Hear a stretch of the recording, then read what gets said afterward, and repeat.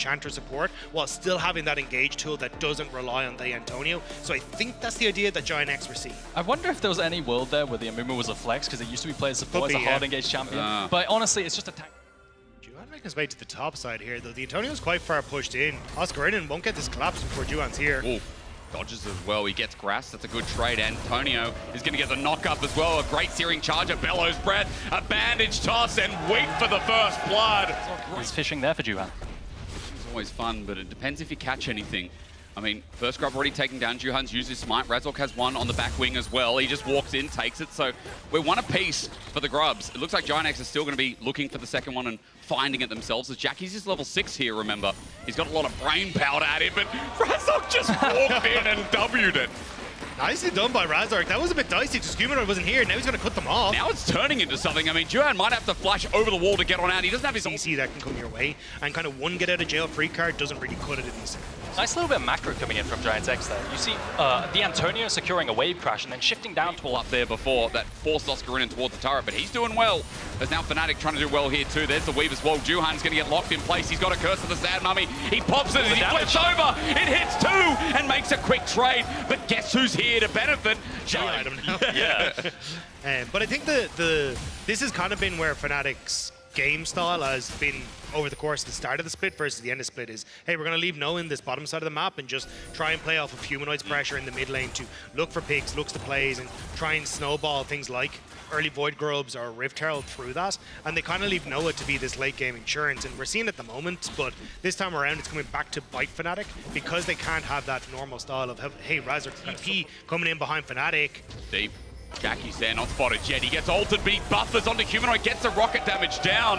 And Patrick roamed. Well, at least in the meantime, Fnatic aren't trading for nothing, right? They're not losing anything for something, as Jun might be caught out, as I say. That quickness is there. Weaver's Wall zones off nothing. It just gets Humanoid a little bit closer, but Juhan gets 2-man ulti. A double TP erupts in the topside jungle. The Antonio's here first, but he's taken so much damage as Oscar in a choke is doing work. The Call of the Forge God does more, though, and Jackie's cleans it up. Oscar had a great idea, but no one from Fnatic was ready to go in. As over the wall, Jun may have made another mistake. He's against the wall. He can't get out. GiantX looking for the searing charge. Get the flash out of Humanoid. And GiantX is a 5-man crew. Yes, they're so low, messy, but they've gotten more so far. The mess continues, and Dagda, get ready for this one. We're going to need a bib. Humanoid takes down the Antonio, and Fnatic willing to kind of re-engage and find that pick, commit flashes too. So I think a really intelligent point is that this comp still feels like it revolves in a position to succeed.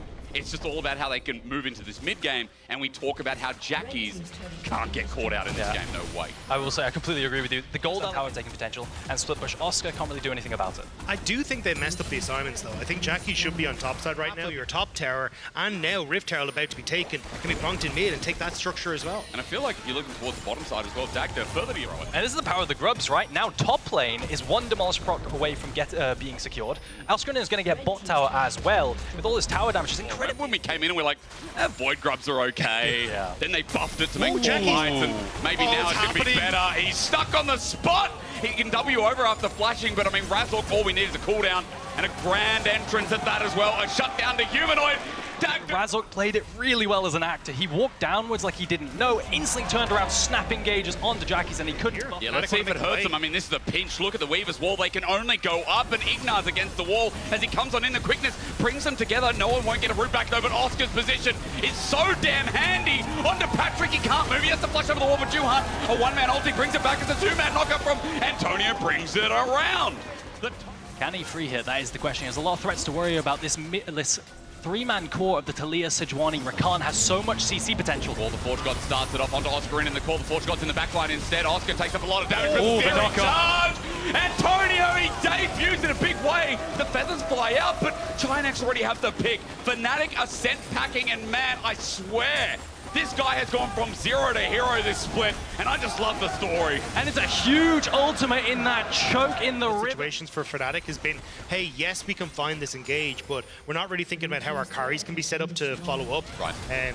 Speaking of, Yeah, he's isolated, but he's got members nearby. Juhan thinking about using the ult, but he walks through as he gets ulted himself. He might have to pop it now. There's the Weaver's Wall following through. Juhan gets zoned away. The difference is Antonio's here on the counterplay, gets the Ornn Forge God set on up as a searing charge with a pillar out is good, but Juhan flies in and makes them weep, but a route back is great.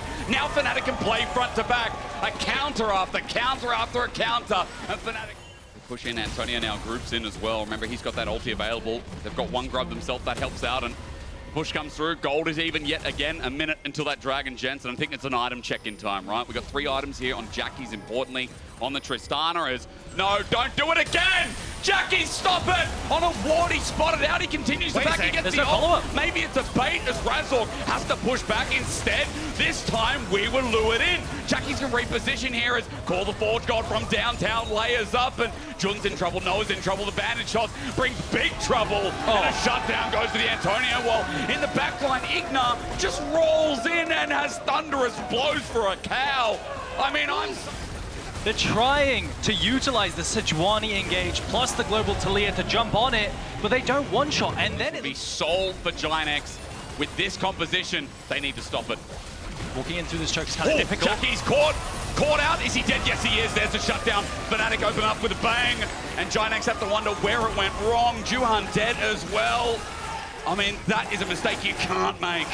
That ward over there doing a lot of work. Yeah. Trying to walk through that choke point is incredibly difficult through the Taliyah rocks. They've got a bit of tempo in their stride. They're trying to just cut them away from the... They can bop through it. Ulti's going to come through. The Antonio looking for the knockup. He does find it underneath turret. Knocks Jun a second time through the loop. He doesn't get tagged away as Razork over the wall once again, but the turret still standing. It depends how much time GiantX have as Jun needs to get out of there quick smart, but the turret still falls to Patrick off the back end. Some ways to come back in the mid game. How you play the mid game overall, which I feel like is the hardest part of League of Legends. You can argue that one. It feels like yeah, it's a roller coaster. It's like a water slide, you know. Yeah. And for me, I feel like it's going to get real sloppy as now Fnatic try to pick onto Igna. They force out the ulti, but the Mumu ult sets it up, but no one's there. Antonio gets his ult a little bit later, but Igna now has to flash away. They rely on Patrick and Jackie to hit it up as the Antonio gets some flashes out in the meantime. A couple of summoners from Fnatic used, no flashes, but a cleanse, a heal, but still an ultra win here as they consider to set up again. Igna, brother, what are we doing? Okay, well, that is well, but you got a cleanse available too. I know that's down for the time being, but another tool added into the kit as Fnatic have really grasped back this game, it feels like.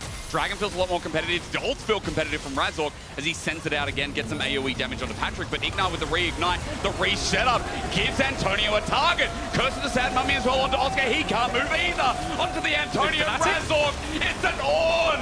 What are we doing there? Fnatic lose. Kill Jun. We knock up the Celestial opposition, and they one-shot him, CC him to death.